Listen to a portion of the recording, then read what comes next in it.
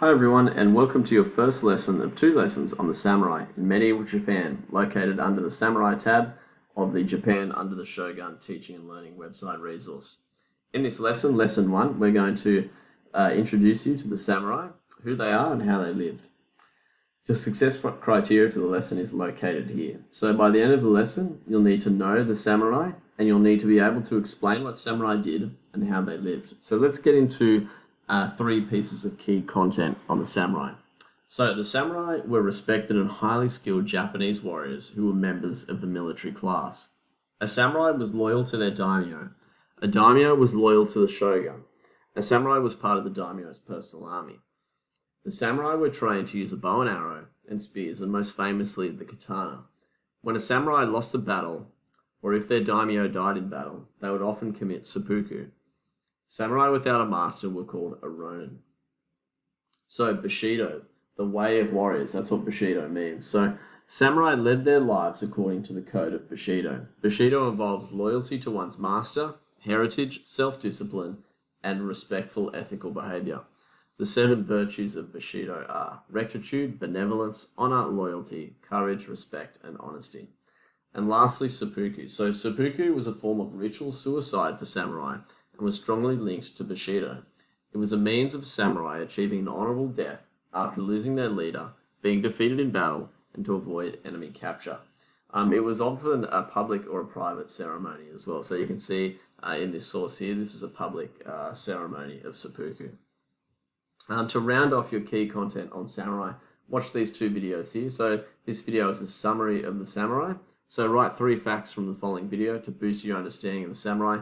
And the same for A Day in the Life of a Teenage Samurai as well. These are 2 really quality sources for you to learn about samurai. So make sure you get 3 facts per video and write them while you're watching in your books.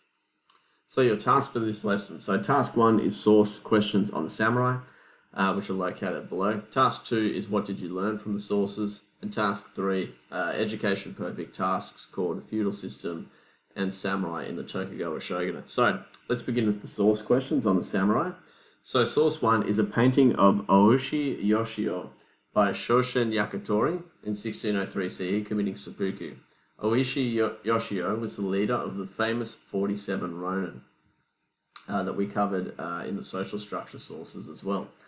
So number 1, is this a primary or secondary source? Who made the source? Number 2, and number 3, when was the source made? So have a look at the description to find those answers. What is the source? Well, it's a painting. It says that in the description. What is happening in the source? So this is a public ceremony of seppuku for Oishi Yoshio, who is the leader of the 47 ronin. So he obviously lost, and so now seppuku is his way of achieving an honorable death. So how can we tell Oishi Yoshio must have been an important leader? Well, he must have been a leader. He's been captured. And so this public ceremony, how many people are watching this seppuku, must indicate that he's an important leader. And notice there is writing around all the people in this source. What could this writing be? You'll see a lot of this in Japanese paintings from back in shogunate Japan. These are actually the people's names. And you'll see that these paintings are actually quite useful sources because we can see exactly who is in these paintings. Source 2 is a painting of Tamugozan in the Battle of Awazu that happened in 1184 CE by Toyohara Chikanobu, made in 1899 CE. Tamugozan was a female samurai, and female samurai were called onabugeisha. So what makes this source a secondary source? Well, we can see that this battle happened in 1184 CE, but this painting wasn't made until 1899 CE.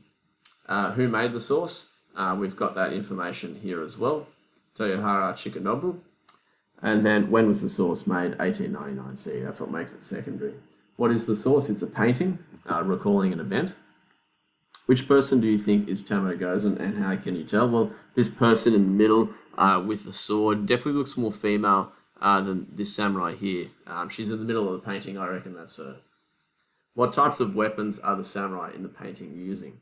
So there are 2 different types of weapons, and I'll let you zoom in to see those weapons as well. You can also scroll down and have a sneak peek at next lesson to look at the types of weapons as well.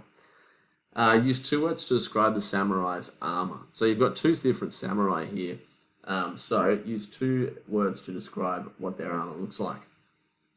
Source 3 is a woodblock print painting made in 1610 CE by Ito Tanaka, a samurai and villagers defending their land. So number 1, is this a primary or secondary source? Look at what the source is and then when it was made to find that answer. Who made the source? When was the source made? Again, same questions, very good for analysing sources, something you definitely need to do in history. What weapon is the samurai using in the source? How can you tell the difference between the samurai and the villagers? That's pretty easy there. One's on a horse with armor, using a bow and arrow. The other villagers have like kind of makeshift armor and weapons as well. Like I'm not sure if that's a shield or a bow. The samurai in Source 2 and Source 3 are both fighting on a horse. They're both fighting on horseback.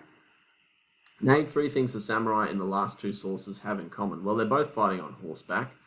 That's no one I'll give you. I'll leave you to answer the other 2 in your books. Task 2. What did you learn from the sources? So we know that when completing source work in history, it is important to realise that these sources give us valuable insights into what life was like in the past. Write down 5 things you didn't know before this lesson that you learnt from the sources. So for instance, I learned that females could be samurai and they were called onobugeisha. I learned that samurai often fought on horseback, which is pretty impressive as well. So that's 2 things I could put there to write in my book, but you guys need 5. And then lastly, task 3, education perfect, called feudal system and the samurai in the Tokugawa shogunate has been set for you by your teacher as well. So guys, thanks for watching, and I'll see you for your next lesson on Japan under the shogun. If you like using these resources and want to stay updated to any new websites or any new lessons that are made in existing websites like this one, please go ahead and subscribe. Thank you.